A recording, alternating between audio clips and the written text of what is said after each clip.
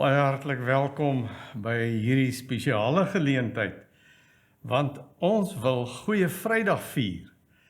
En ons wil dit doen op 'n manier wat ek dink volgens die Bybel die beste manier is om Goeie Vrydag te vier. Want Goeie Vrydag is goed, omdat dit die dag van Jesus se kruisiging is wat ons herdenk. En dit is die beste ding wat ooit met ons kon gebeur het, dat daar vir ons versoening aan die kruis gedoen is, dat God en mens nou weer by mekaar kan kom, en dat die muur van sonde en skeiding deur die offer van Jesus weggevat word, dat ons in God se teenwoordigheid kan lewe hier op aarde en hierna, dat ons die ewige lewe kan hê. En dit is wat die nagmaal eintlik vir ons wil simboliseer. En ek wil vir jou uitnooi, daar is soveel versoeke en mense wat alleen ergens op 'n plek is, wat nie in hierdie tyd, in die Paastyd, regtig kan ergens uitkom waar nagmaal in 'n groep gevier word, of in 'n klein groep daar. Maar hier is 'n geleentheid wat ons dit met mekaar, op 'n baie intieme en 'n persoonlike manier, kan ons nagmaal vier.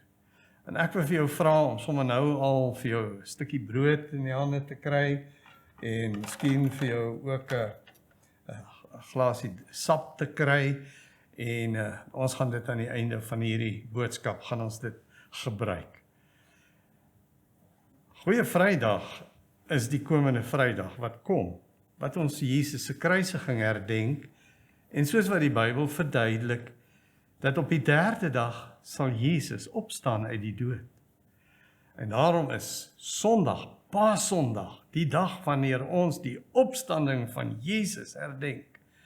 So, hierdie week is 'n week wat ons indink en ons instel op hierdie wonderlike Paasgebeure, waar Jesus vir ons gesterf het, maar ook uit die dood opgestaan het.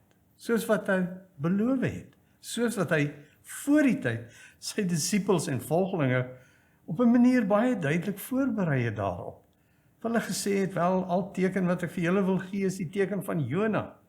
Soos Jona vir 3 dae en 3 nagte in die buik van die vis was, so sal die seun van die mens vir 3 dae en 3 nagte in die buik, in die graf van hierdie aarde wees, en dan sal hy opstaan en hy sal lewe. So dis hierdie kern van ons godsdienst wat ons hierdie tyd vier, en daarom wil ek vir jou uitnooi, kry so lank vir jou die tekens gereed, sodat ons saam hierdie wonderlike Paastyd kan vier met mekaar. Ek wil vir jou hartlik uitnooi, as jy ook vir ons wil kontak, sê vir ons wat hierdie Paastyd vir jou beteken het. Bid vir mekaar in hierdie tyd. En as jy wou hê dat ons ook vir jou moet gebed aanstuur elke week, en ook 'n boodskapie, stuur vir ons net na hierdie nommer 'n boodskap, en die nommer is 079-195-1586. Jy kan ons ook self volg op sosiale media, op Instagram, Facebook en X, en ek nooi vir jou ook uit om hierdie boodskap te stuur vir mense, wat dalk dit nie op TV kon hoor nie. Mense selfs in die buiteland wat reageer en sê hoeveel hierdie boodskappe beteken, want dit is op YouTube beskikbaar. So, gaan kyk vir Dirkie van der Spy bediening, en op YouTube kan jy al hierdie boodskappe, ook hierdie ene, sal jy daar kan kry. Nou, ek het gesê dat, as ons nou terugdink in die geskiedenis wat ons nou herdenk, daardie donderdag aand, voor Jesus gevange geneem is, hy is eintlik daai aand gevange geneem, so, die donderdag het Jesus net een begeerte gehad, en dis om vir oulaas, op 'n baie besondere manier, by sy disippels te wees, by sy volgelinge, en hy het gevra, en gesorg ook dat daar 'n spesiale plek voorberei is, 'n lokaal waarin hulle alleen kon wees, en waar hy sy hart met hulle kon deel, maar wat hy ook die Pasga in 'n nuwe gestalte kon laat oorgaan in die nagmaal. Want hy wou vir hulle illustreer en simboliseer dat hierdie Pasga wat hulle al die jare gevier het nou in Christus in vervulling gegaan, in 'n nuwe bedeling, wat nou doen dit so gereeld as wat julle kan, is die boodskap gewees. Nou het dit die kenmerk van die Christelike kerk geword, om gereeld brood en druiwesap of wyn te neem en die dood van Jesus te herdenk.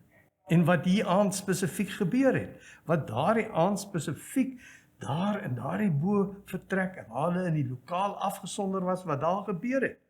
As jy na Lukas 22 gaan kyk, dan gaan jy sien, in Lukas 22 is daar 'n mooi beskrywing van hoe hierdie plek gereed gemaak moet word, hoe alles reggemaak moet word, en hoe dat in hierdie plek daar 'n geleentheid moet wees, waar hulle alleen met Jesus kon wees. Nou, die wonder daarvan is, Jesus het daai aand daar saam met sy disippels die Pasga gevier, die brood en die wyn, en dan het hy dit in 'n nuwe gestalte laat vorm aanneem, en daarvandaan af lees ons, het iets wonderliks gebeur, dat hy alleen wou wees en met God wou worstel, en dit het skielik 'n verskriklike nag geword, 'n nag wat hy uitgegaan het daar na die viering van die Pasga, en die nagmaal, het hy daar in Getsemane, het hy alleen met God gaan worstel.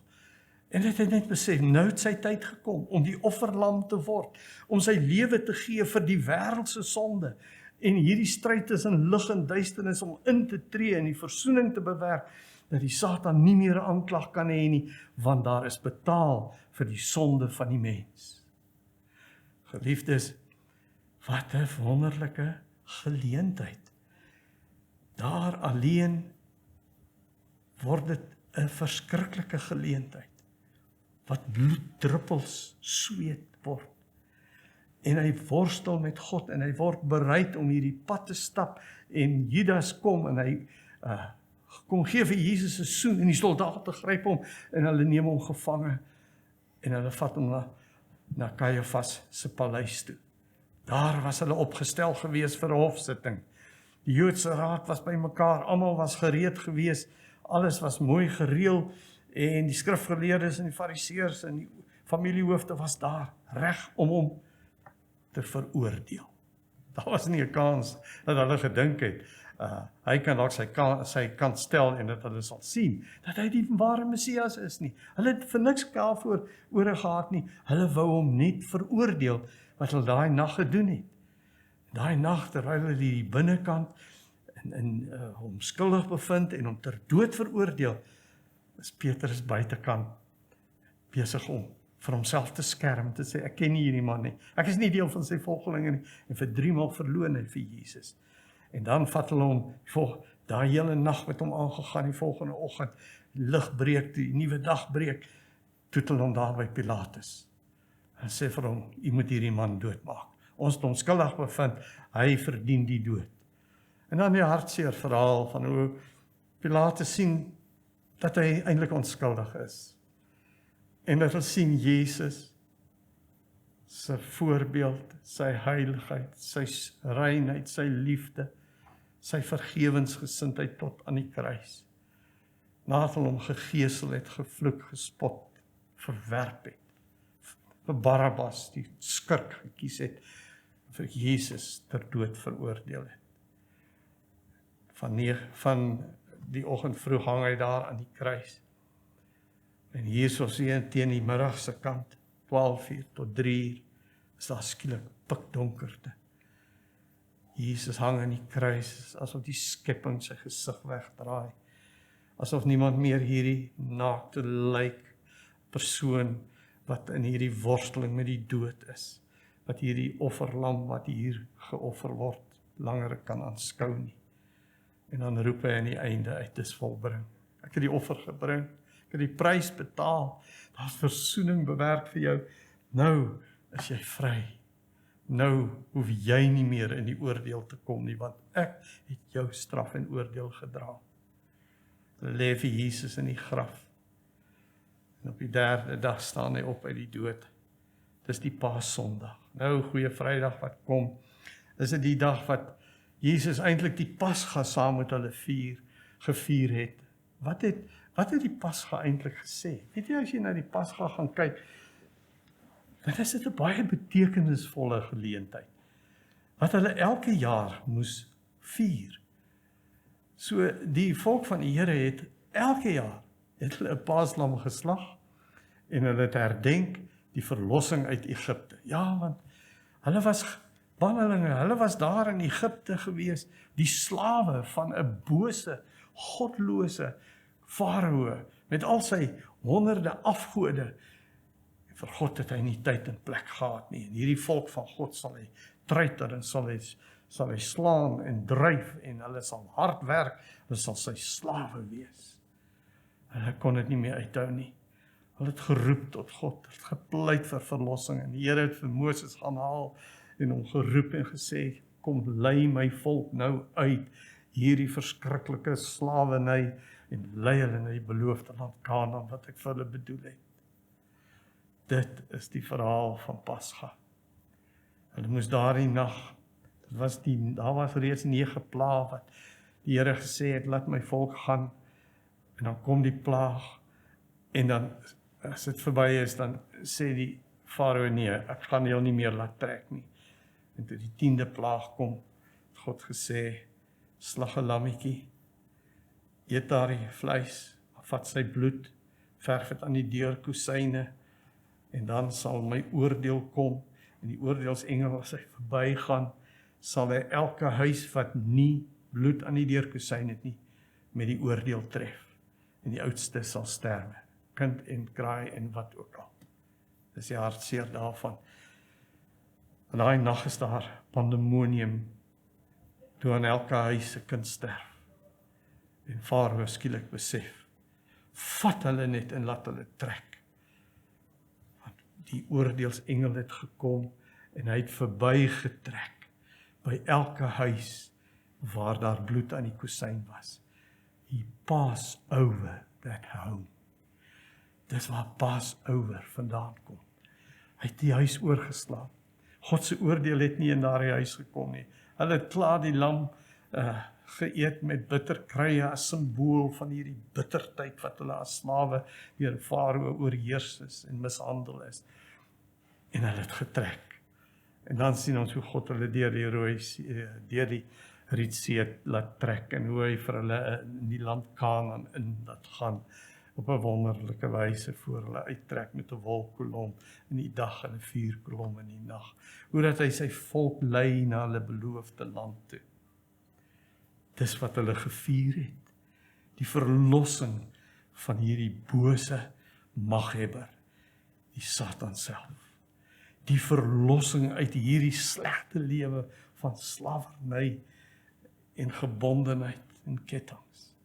Vry te kom en die Here se sorg gelei te word na 'n beloofde land van melk en honing. Dit was die wonderlike getuienis. Jy sien, dit is die Pasga gewees wat hulle daardie nag gevier het. Daar's niks van 'n Pashaas nie. Hy is nêrens in die prentjie nie. Dit gaan oor 'n lam wat hulle geslag het en wat se bloed van die simbool was van die lam van God wat eendag sou kom om vir ons sonde aan die kruis geoffer te word. En die bloed wat uit sy voorkop onder die dorings en uit die spykermerke uit sy hande en sy voete gevloei het. Wat op die altaar gedrup het as versoeningsoffer wat nou ons vrymaak. Dis die goeie nuus, dis die fees wat ons wil vier.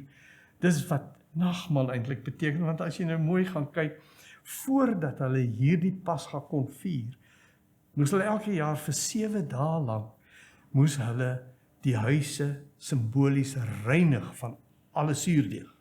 Nou, jy weet wat suurdeeg is. Dis 'n bakterie wat gis en dan maak hy borreltjies en dan sit die deeg uit en dit moes alles verwyder word want die suurdeeg was die simbool van sonde.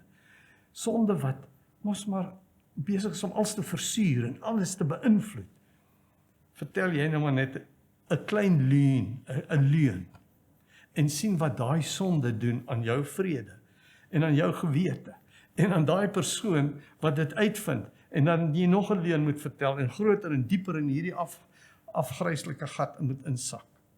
Weet jy, die wonderlike verhaal is dat Jesus vir ons sê, pas op vir sonde.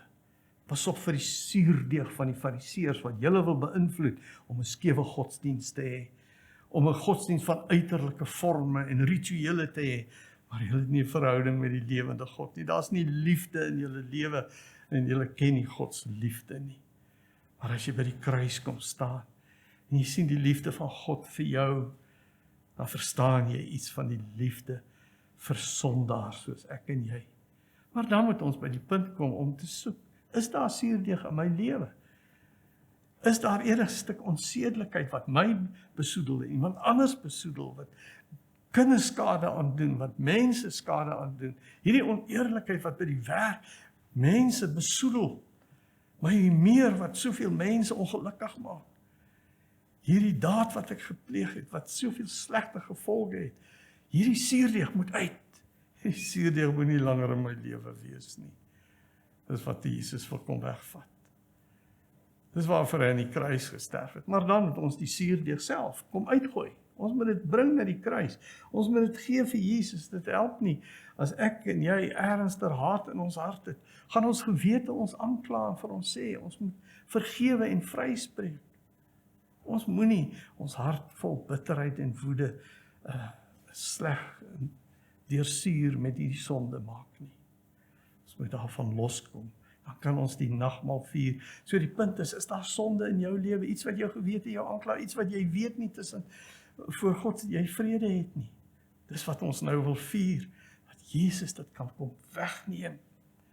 Sal ek vir jou lees wat daardie aand by die Pasga gebeur het en hoe dat Jesus van sy kant af net op 'n wonderlike nuwe manier gestalte gegee het en inhoud gegee het aan die Pasga. Daar staan in Matteus 26 vers 26 tot 28, terwyl hulle eet, aan die Pasga eet, het Jesus brood geneem en hy het die seën gevra en daarna het hy die brood gebreek en vir sy disippels gegee met die woorde, luister nou wat sê hy, neem, eet, dit is my liggaam. Dit is nie meer brood nie. Dit is simboliek van wat met my gaan gebeur aan die kruis vir jou. Dit is my liggaam. Toe neem hy 'n beker en nadat hy die dankgebed uitgespreek het, gee hy dit vir hulle en sê, drink almal daaruit, want dit is my bloed. Die bloed waardeur die verbond beseël word en wat vir baie vergiet word tot vergewing van sondes. Dis die betekenis, die nuwe betekenis wat brood en wyn nou gekry het. Met hierdie Pasga-viering verander alles. Mense se lewens gaan verander. Jou lewe gaan verander. Hy wil jou kom reinig, hy wil jou kom skoonmaak. Hy wil vir jou hierdie brood kom gee. Geliefdes, ek wil hê jy moet daardie brood nou neem waar dit ook al is. En weet jy, as ek hierdie brood breek, dan moet jy sien, dis die liggaam van Jesus wat vir jou gebreek is. En die brood is die brood van die ewige lewe. Dis Jesus wat vir jou die ewige lewe kom gee. Na hierdie Pasga het hulle uitgestap en het hulle na die beloofde land vertrek. God het vir jou 'n beter lewe. Hy wil jou geestelik kom voed. Hy wil vir jou geestelik kom sterk maak. Die brood van hierdie lewe gaan verby en gaan ons van vergeet. En gaan ons weer honger word. Maar hierdie brood wat hy gee, dis homself. Dis hy wat nou in ons kom, woon en ons lewe kom versterk en ons voed, om met hom saam te lewe op 'n nuwe lewe, 'n ewige lewe. En weet jy, as ek nou vir jou moet sê, wat gebeur het, daai aand het hy ook die beker geneem. En hy het gesê, hierdie beker is iets anders. Dis nie maar net wyn nie, dis my bloed. En daardie bloed van Jesus was die offerlam se bloed gewees. Wat gemaak het dat die oordeelsengel nou verby jou gaan. Dat jy nie weer in die oordeel sal kom vir jou sonde nie. Daarom dat jy nou die blye versekering kan hê, dat die bloed van Jesus reinig van alle sonde. Hy vat die sonde van ons weg, so ver as die ooste van die weste. God se liefde vir jou, moet jy sien in die wyn, in die druiwesap, wat vir jou wil verseker, dat hy 'n nuwe verbond met jou gemaak het. Want weet jy, hy noem hierdie beker ook, in hierdie glas met die wyn en die druiwesap, noem hy die beker van 'n nuwe verbond. Hy kom maak met jou nou 'n nuwe verbintenis. Hy kom sê, ek wil vir jou die ewige lewe gee en ewig by jou wees hier op aarde, maar ook hierna in die hemel. Ek wil vir jou Kanaan oopmaak. Ek wil vir jou die beloofde land oopmaak. Ek wil vir jou inlei in die ewige heerlikheid van God. En jy sal in sy teenwoordigheid lewe hier op aarde en in die lewe hierna. In heerlikheid kan ons ooit indink wat in die hemele vir ons wag. Die heerlikheid wat God vir ons bedoel het as ons die ewige lewe, hierdie tydelike lewe verwissel met die heerlikheid wat hierna kom, na die dood en na sy wederkoms, gaan ons in die heerlikheid van die hemele wees. Dis God se wonderlike plan. Dis wat hy vir ons wil kom doen. Luister net bietjie hoe sê Jesaja 53 vers 5 en 6 dit vir ons. Oor ons oortredings is hy, hoofletter hy, deurboor. Oor ons sondes is hy verbrysel. Die straf wat vir ons vrede moes bring, was op hom. En deur sy wonde het daar vir ons genesing gekom. Ons het almal gedwaal soos skape. Ons het elkeen sy eie pad geloop. Maar die Here het ons almal se sonde op hom laat afkom. Dis wat Jesus gedoen het. Dis wat hy op aarde kom doen het. Wat reeds hier in Jesaja 600 jaar voor sy kruisiging, is dit 'n profesie. 'n woord wat gekom het om te sê, dis God se plan. Dis wat gaan gebeur, dat my seun gaan julle oortredinge op hom kom neem. Hy gaan in hierdie bose ryk intree en sê, ek het betaal. Julle het geen sê meer nie. Ek het die straf geneem. Ek het die oordeel op my geneem. En nou kan hulle vry wees en ek kan hulle as my kinders weer terug in die paradys kom.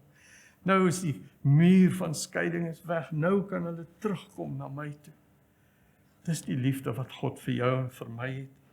1 Johannes 4 vers 9 tot 10 sê, hierin is God se liefde vir ons geopenbaar. Sy enigste seun het hy na die wêreld toe gestuur, sodat ons deur hom die lewe kan hê.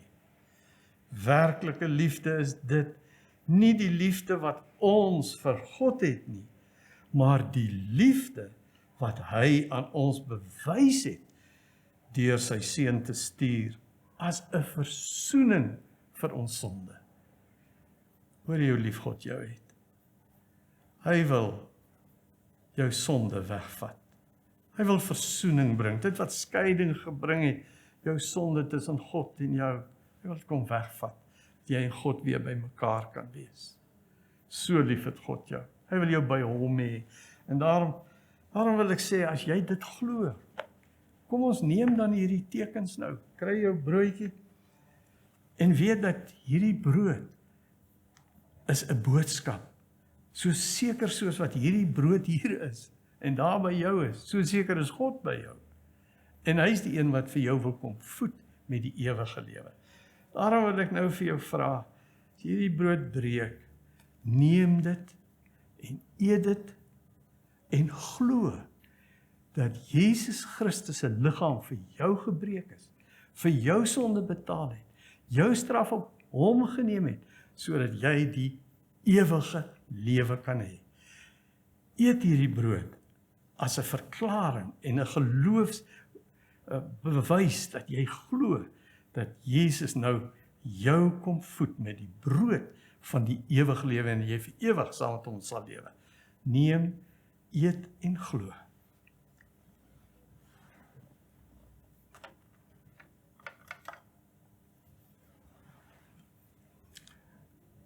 Na die brood het Jesus die beker geneem. En het dit ook 'n nuwe betekenis gegee. En ek wil vra dat jy nou ook jou sap of wyn sal vat. En dat jy sal weet dat die Here dit ook wil seën om dit in jou liggaam te seën, maar ook in jou gees en jou gemoed te seën. Hy het vir jou sondes, het hy die offerbloed gebring. Hy het aan die kruis van Golgotha gesterf as die lam wat in jou en my plek die oordeel gedra het.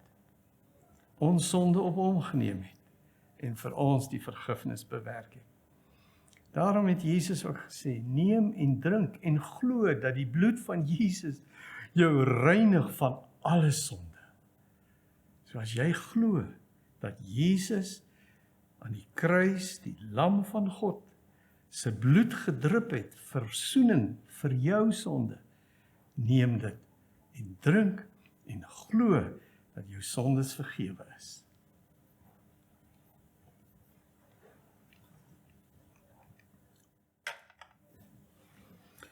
Dankie Here Jesus, dat ons so hierdie tekens kon neem as 'n verklaring van ons geloof en vir 'n getuienis dat ons aan U behoort en dat ons nou hierdie brood en wyn in ons gees ontvang as ewige lewe en vergifnis van sonde. Dankie vir U liefde aan die kruis en dankie vir Goeie Vrydag. Amen.